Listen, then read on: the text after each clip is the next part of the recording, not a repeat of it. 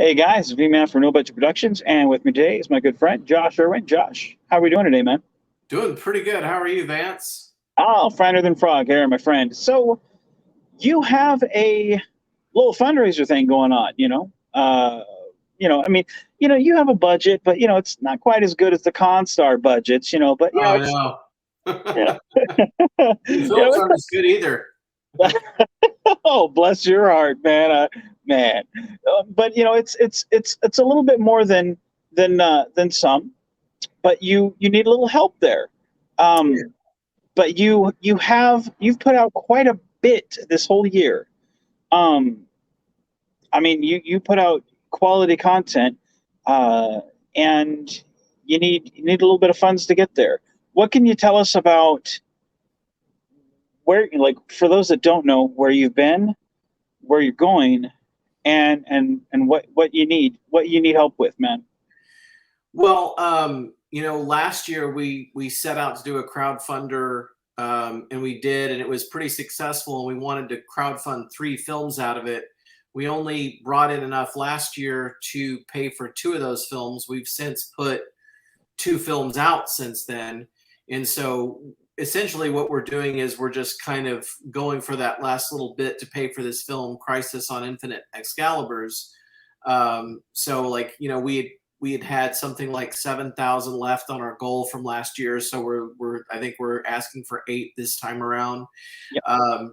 So the plan was always for that to fund 3 film projects, and so that's the thought process here, is that we just want to, finish that up and fund this last project. Really, this is going to be the most ambitious film of the 3 by far. There was some really interesting stuff in the last 2 films.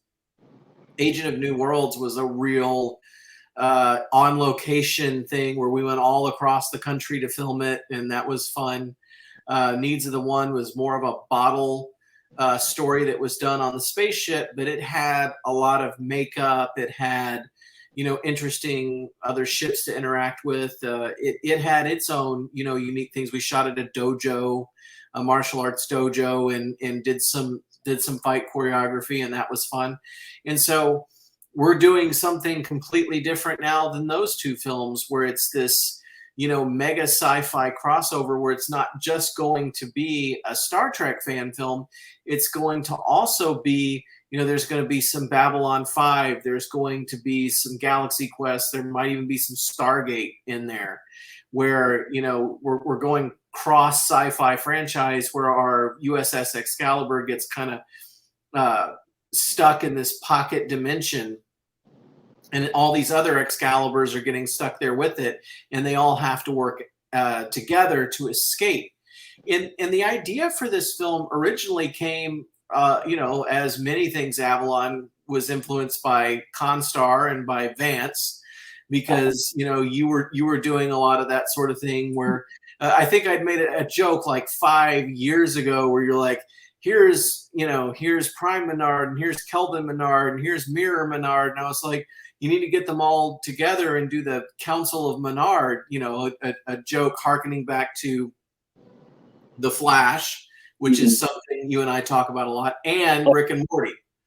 And so I Right. just had this funny thing where, like, you need to have a Council of Menard. And there was a whole film idea that came from that, where I was like, what if there's a Menard? You've got the Mario Menard, the Luigi Menard, all these different universes. And then it was just like, what if there was one wearing a Babylon 5 uniform, and one wearing a Orville, and a Galaxy Quest, and a Stargate, and a whatever else, and there was, it was just like, wow, he really is all over the place. And so that's where the idea of the film started, and then it just kind of went from there. Like, oh, we could see all these other different characters, we could see all these different ships, and so it's just kind of a unique way to get an interaction between these sci-fi franchises. But then at the core of the story, it becomes about the characters, the central Avalon characters, who encounter all these different versions of themselves, and they, what do they take away from that experience of seeing all the different ways their lives could have gone. Especially our primary through line character, which is Commander Allenby. how does seeing herself as a captain on one ship, or the trash operator on another, how does that influence how she decides what she's going to do in the next episode? Well, the one thing I will say about the Avalon films, and I'm not just saying that because I'm a very small part of them. But I say it as a fan because I love watching your work. You have the drone shot from is it Agent of New Worlds? Yeah. Yeah. Forgive me, I'm terrible with titles. Even in my own films, I'm like, what film was that? Well, at I don't whatever 200 films, it's probably hard for you right, right. to, Um, but you had the drone shot from that, which was very ambitious. Most people never even come close to approaching something like that. And in the last one that you had, oh shoot, what was the name of the needs of the one. needs of the one that yeah. You had several Vulcans. You had the Andorian. I mean, your makeup needs for that one was I mean, you can see where the money went to. It wasn't just We had uh, 5 people working on makeup in the yeah, previous film. Yeah. yeah. You look at the behind the scenes pictures on that film, and you can tell where you spent your time, where you spent your money. And the thing about it was, it wasn't about let's make it the alien makeup. Let's make it the new alien of the like the aliens were there, but it was a character piece essentially, Mm-hmm. and that's what's great about both of those last two films is even though you have these great shots and then great makeup, they were still at heart character pieces. Mm-hmm. So no matter what your you know cup of tea, you're still getting at heart what Star Trek is all about, which is character. If Um, you look at the first 2 seasons of Star Trek: The Next Generation, um, it was all kind of monster of the week or alien of the week or whatever of the week kind of stuff. And the thing that really changed the show in season 3 is that when Michael Piller became the head writer, he said, this show is about our characters. So no matter what we do each week, it's centered around a core character, whether that's yeah, Geordi or it's Worf or it's Data or it's Riker. We're going to tell a story about these characters. And like you said, that's quintessentially what Star Trek is about the characters. Sci-fi is just a setting for character growth, one of many. yeah. And that's the exact, and that like you go back to classic Twilight Zone where you're looking at the human condition, and it makes you examine yourself, and that's one thing that I enjoy about your stories is they always make you look at the different characters and the interaction, and I think that's something that the Avalon universe does best. And again, you have great camera work, you have great cinematography, your the direction of characters is really good. You so on top of uh, superb camera work and whatnot, and wonderful makeup, what characters are coming back for Crisis on Infinite Excalibur? Man, it's loaded. It's super loaded with characters. It's a script that I look at and I go, boy, we're we're really trying to fit a lot in here because we're gonna have Jakande, we're gonna have Allenby, we're gonna have Ioka from who is in Agent of New Worlds. We're gonna have many different iterations of Jamie Archer. We're gonna have the female version of Derek Mason that we saw at the end of Agent of New Worlds, played by Caitlin Bailey. We're going to have more than one version of Eric Menard will be present. We're going to have some characters when we go to the Prime Universe. When we see the Prime Universe version of the Excalibur, we're going to have characters that are unique to that ship that are not on the Avalon version. There's a science officer named Nigel Zoza, who is played by Luis Sanchez. And if you've seen Doomsday. He was in that. He was a really great actor in that. So you're going to see like a Prime universe and a mirror universe version of his character. And so we're going to have, everyone else that was in Needs of the One. We're going to have Sherv, which was Jessica Pliller. We're going to have, Commander Williams, Wade King. And we're going to see T'Pren again and continue to see how her journey progresses. Spoiler alert, she's going to be fighting a lot of Romulans at some point, not in this episode, but maybe in the next one. Well, I think that sounds awesome. So on top of making some really cool fan films, you circle back around. You need a little bit of money. Mm-hmm. What all will this be for? Is this just for makeup, cool camera work, or what all will this be for the people that kind of want to know where their money's going toward? Well, it's going to be shot across several different shooting days, so it's going to take like maybe 6 or 7 days, shooting days to do it. And all of those shooting days are not going to be in the same place. So like there's going to be several days in Arkansas at Warp 66, but there's also going to be several shooting days in Georgia at Neutral Zone. There'll be shooting days at Fayetteville Public Access Television where we shoot on the green screen. So, and then there's another section that we shoot in there. And so it's like we're going to have, probably, 4 or 5 different locations that we shoot at to portray the various different ships and places in the ships. There's a scene that takes place on a planet where, if you remember, I think I don't remember the name of the episode. I think it was the Paradise Syndrome in TOS, where I am Kirok, and there was the big obelisk. Right. We're going to do the big obelisk where they find a preserver obelisk that has kind of a different function than in that episode, and it's going to be the cause of this whole disaster.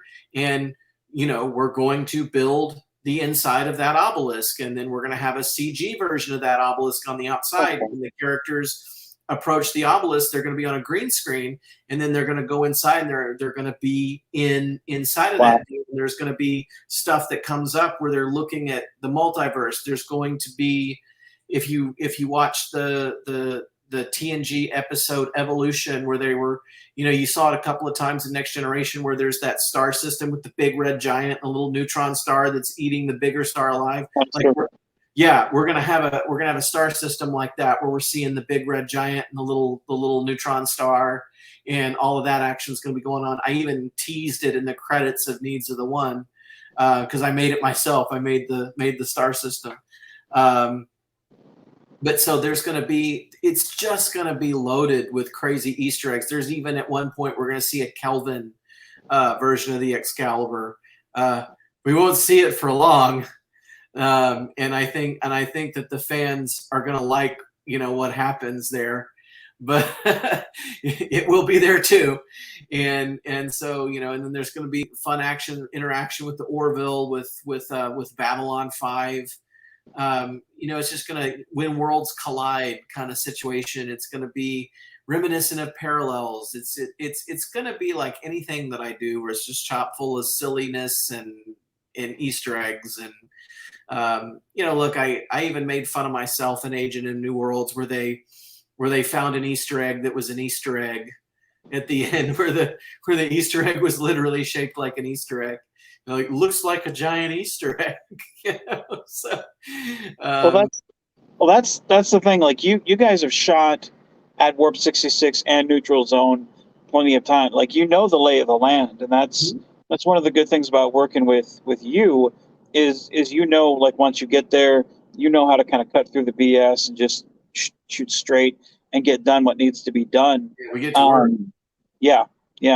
So anyone that wants to invest or donate, they know that they're going to get their money's worth out of it, because you've shot at both locations several times with Ray Tessie, and then Glenn Wolfe, Dan Reynolds. But man, I talking about that ob, obelisk. Man, I can't pronounce that word. But man, I mean, it sounds really ambitious what you have planned Well, on so many fronts. when we're outside of it, we're on a green screen and we're seeing it like on this really barren, rocky planet. Well, of course that's going to be Sam Cockings. Is going to have the really cool obelisk, and then when we're inside, that's Glenn Wolfe, putting together. And Glenn, like, holy moly, like that dude does some of the coolest stuff. Like he has this area attached to one of the buildings at Warp 66 where he just builds these swing sets, essentially. It's been Kirk's apartment from Star Trek 3. It's been K7 space station. It's been the Botany Bay. I mean, and if you saw the space, like if you went inside of it and you saw the space, you'd be like, how does he do this? But you go inside and it's like, nope, it's K7. It's the coolest thing. And so this is probably going to be a simple thing for him, with what he's accomplished already. It reminds me, the way you described it kind of reminds me of like on The Next Generation, how Riker talks about how they had Planet Hell, where they just kind of reused the same place over and over and just changed it up. And that's kind of, and the one thing about Glenn Wolfe is I've learned to never put anything past him, because if he looks at something, he can duplicate it on almost flawless, very, well, very creative. You talk about Planet Hell, that they've got that too. When we used it in Agent of New Worlds, where he built a cave set at Dan's, on Dan's. Oh yeah, that's right. That's right. They did Dan's farm, and it was this. Dan's got this building out on his farm, his ranch, and Glenn went inside of it and turned it into a cave. That's right. I remember you telling me about that, how it was done up, and I was just like, man, it's crafty people, man. It's crafty. It's amazing what they can. It's amazing what can be done on like these days, where 20, 30 years ago, it's like, oh man, it's so real. Proper lighting, and oh man, it's amazing. People who want it and care about the art, the ingenuity there is really amazing.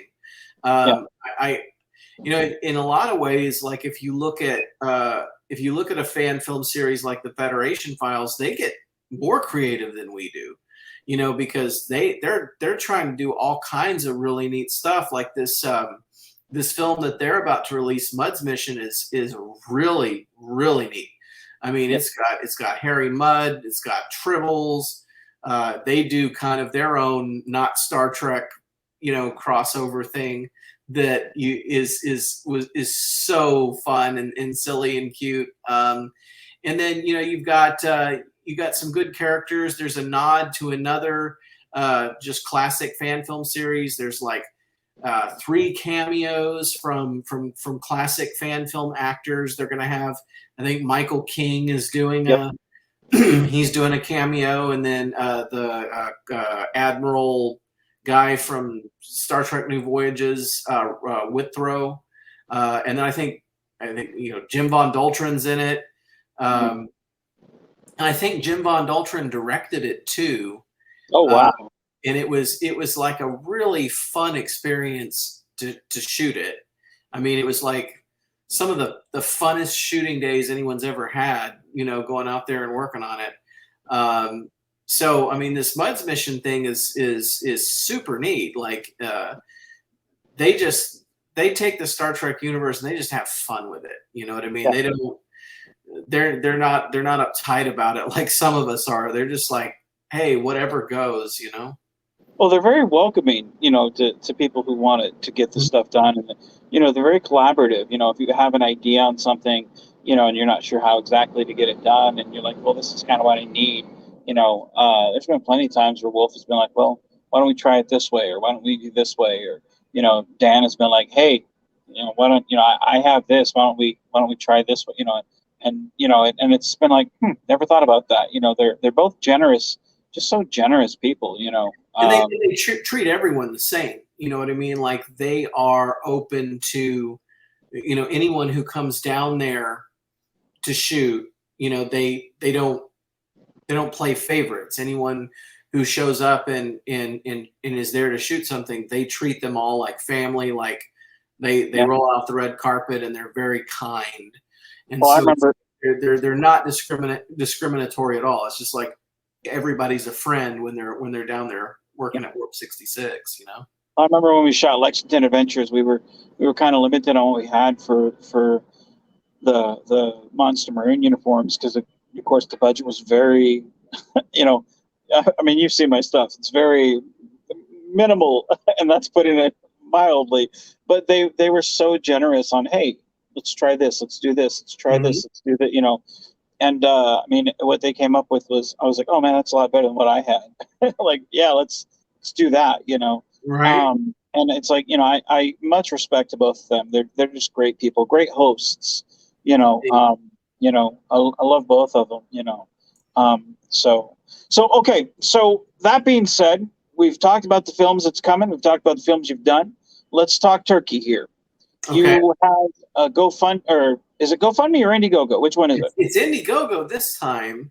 Okay. There was last time when we did GoFundMe, I wasn't sure about how to approach perks, and so it was like it was something that might not have been manageable a year ago, but I have to give a shout out here to Jonathan Lane because he was the guy that said this is how you need to handle your perks.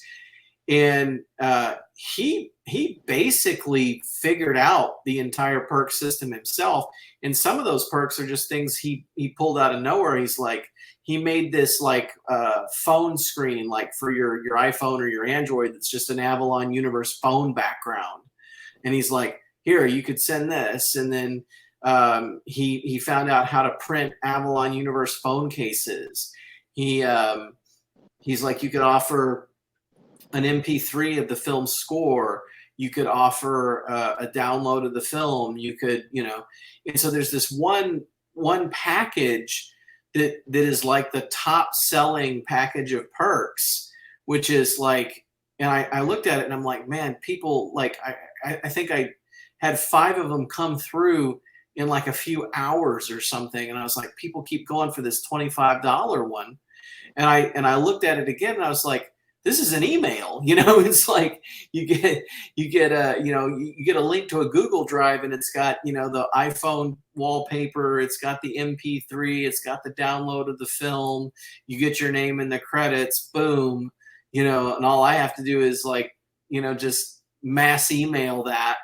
And it's like the top selling one at the moment. So it's kind of like when the concern was perks, it was like, yep. No, it's fine. I got you covered. And he came up with some really creative stuff that I wouldn't have thought of. So, Well, and that's been one of the biggest problem with like perks is like a lot of these fan films they'll do perks that kind of outprice them out of making a film, and that's why for me when I did my first one for the Melbourne films, I did simple stuff like, hey, if you donate X amount, have a guest role in the film. If you do X amount, have a red shirt death. If you do X amount, you can be, have one speaking line in the film, like something where it's like, it wasn't something that I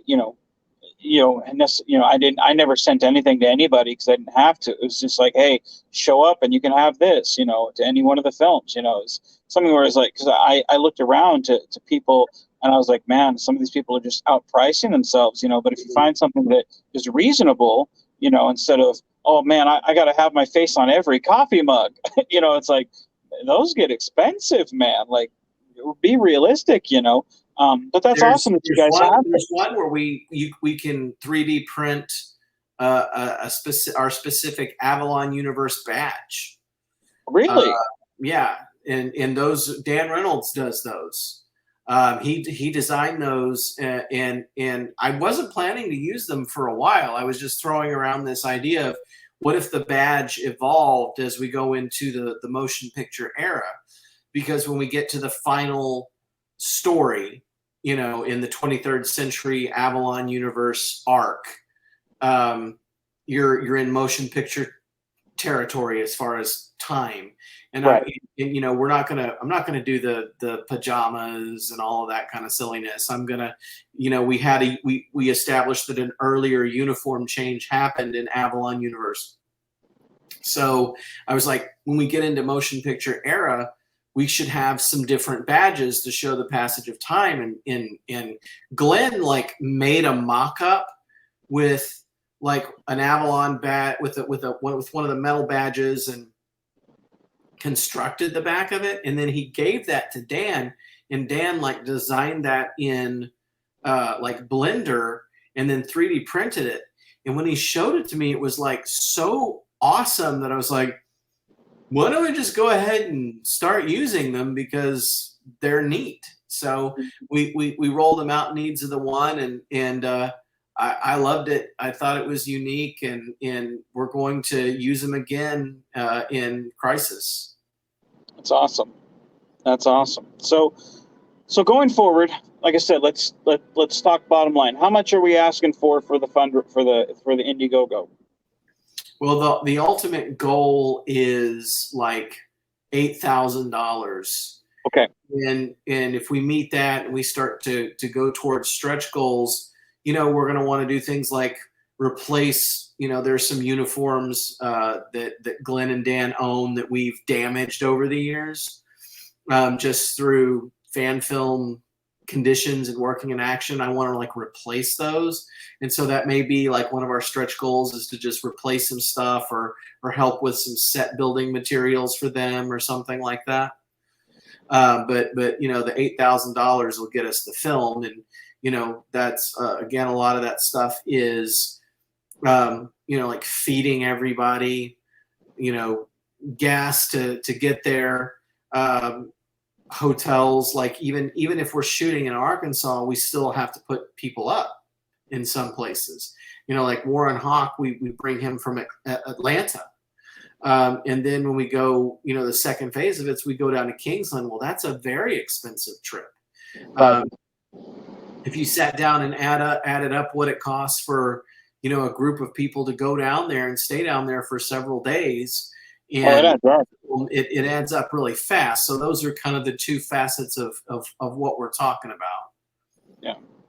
Well, I mean, hell, everyone complains about the price of gas these days, and when you think about hotel costs on top of that, I mean, yeah, I can imagine.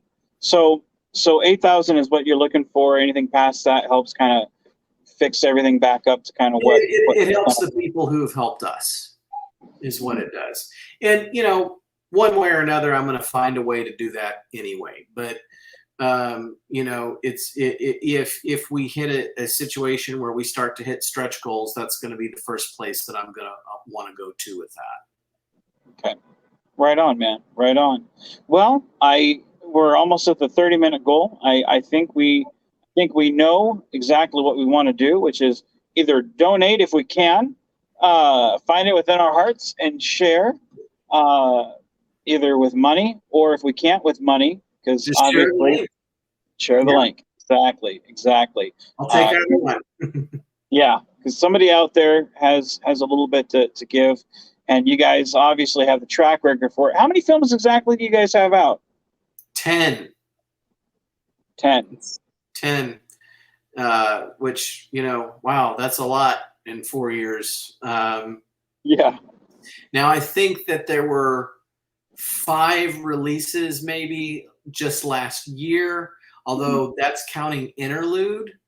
So,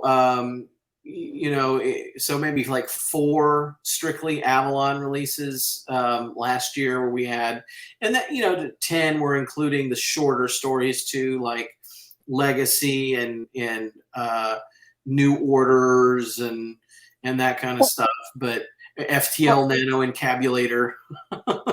So, well, I kind of include interlude in that, because I mean, realistically, you spent time on that, and that's where you first meet Chakande for the first time, which bleeds over into the Avalon universe. So I mean, it's an extension, even if it's not a direct result of. It's an extension. So I would. So I mean, realistically, that's, we're doing some partnership stuff, and like interlude. Another example is Doomsday, which came out earlier this year. Yeah. And that film was, very well received and nominated for Fan Film of the Year and all this crazy stuff that I didn't expect to happen. So, yeah, we've done a lot of stuff since Ghost Ship, and I never thought it would blow up the way that it has, but it's nice, and everybody who works on this really enjoys doing it. And that one was from Neutral Zone Studios, if I remember correctly, right? Doomsday, yes. We did that as a partnership between Neutral Zone and Avalon, much in the same way that Interlude was a partnership with like Fan Film Factor, which is Jonathan's blog site, and Axonar. So see, anyone that wants to donate, understand you're not only donating to Josh's stuff, but you're donating to someone that, has his hand extended to other, fan films, and someone who helps, that's just the nature that you are, and that's just the guy that you are, someone that helps other people make their stuff. So, I think it's a safe bet. If you guys can donate to Josh. If you can't donate, share the link, help him out. You put out a lot of great content. A couple of films, that I've watched a couple of times on more than one occasion that I'm just like, man, this is just so good. Great visuals, great characters. I feel the same about your films. I watched there are several ones that I've watched many, many times because I really like them.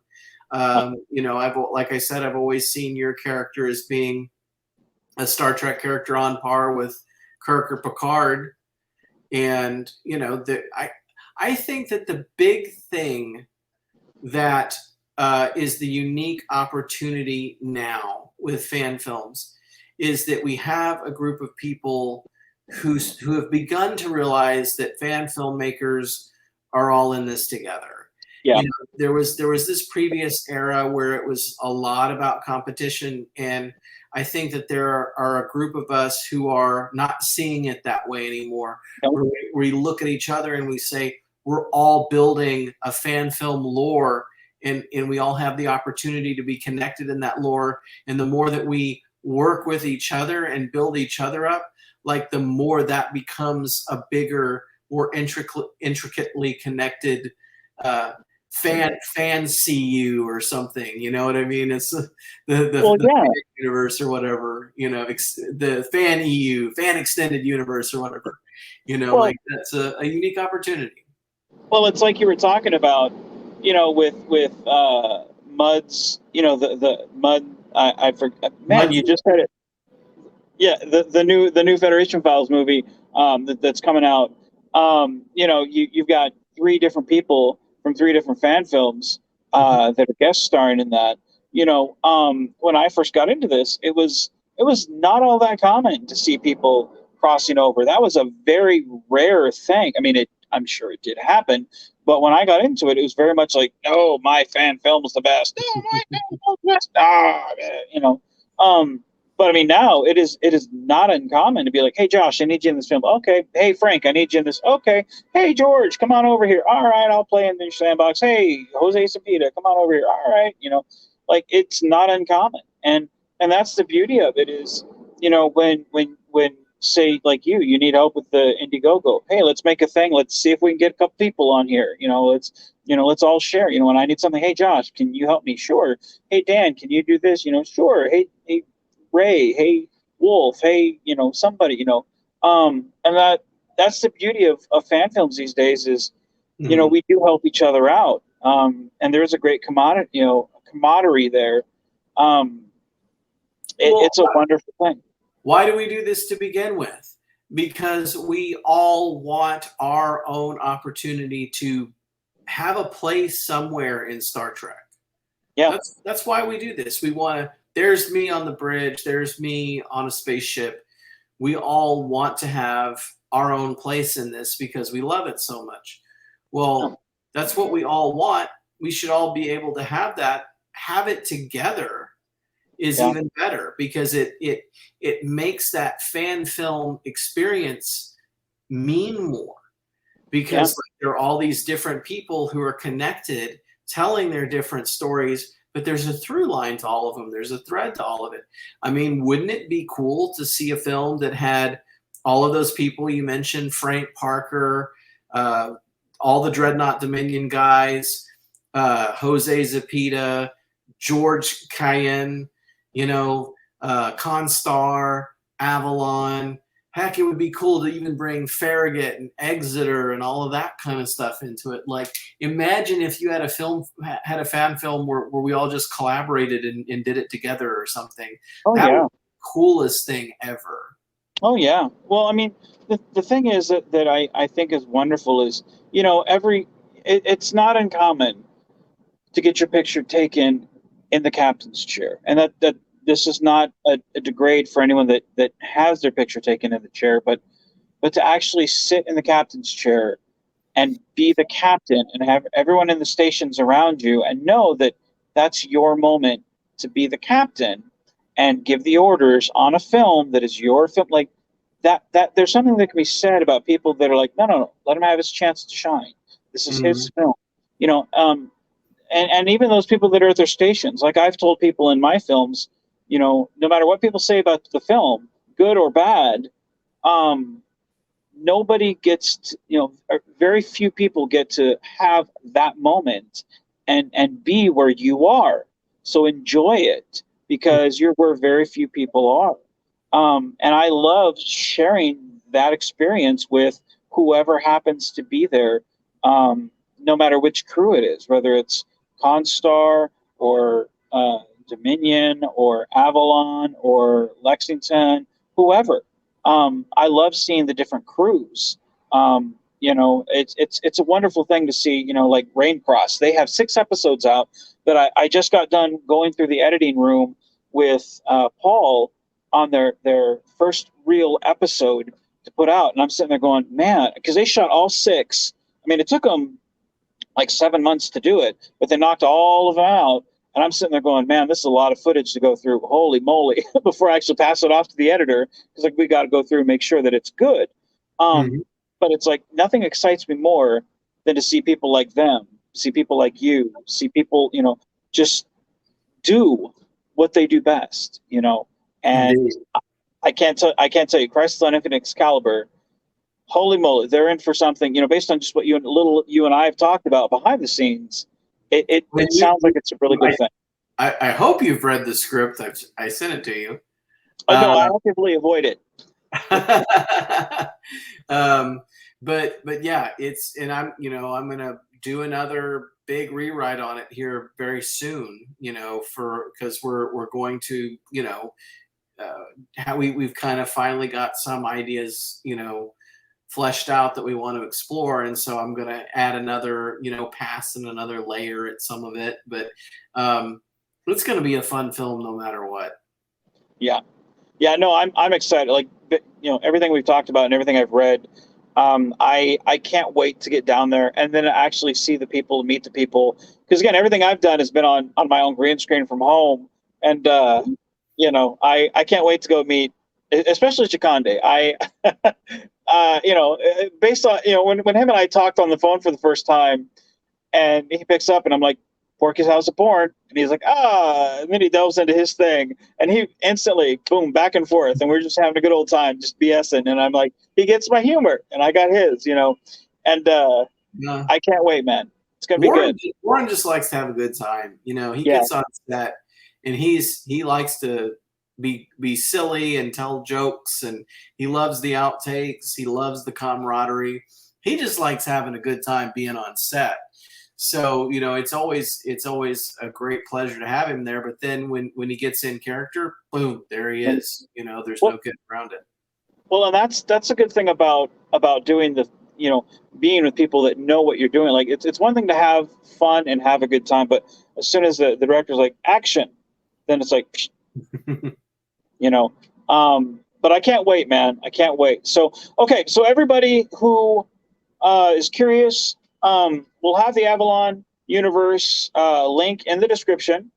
We will also have links to Neutral Zone Studios in the description. We'll have links to Warp 60.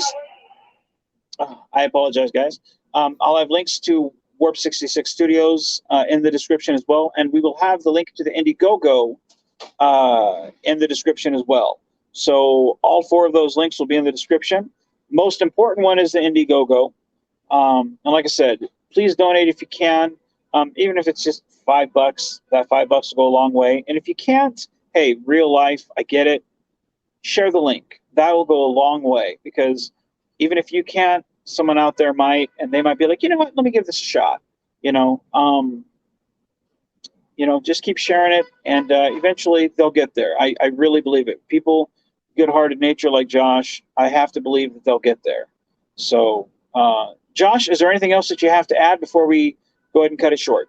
Just thank you. Thank you to you, Vance, for being the kind of friend that you've been all these years, for being the inspiration that you are. You've got something really special coming up with your final fan film, and you've taken the time to come and do this with me today. So thank you for that. Thank you to everyone who has contributed so far. All we can do is express our gratitude and, send you perks and things, but it's, we're so grateful that we get to have this journey, that people want to invest in the art that we create and share in the fun that we have. Good deal. Good deal. All right. Well, with that being said, Josh, it's always a pleasure to talk to you, my friend. One of these days, we'll have to talk about Flash again. That abomination. Right on, man. Thank you for joining me tonight. I appreciate it. And everybody at home, honestly, thank you for joining us. You guys could have been anywhere, but you chose to be with us. I appreciate that. So with that being said, be genuine, be safe, and keep on geeking on, guys.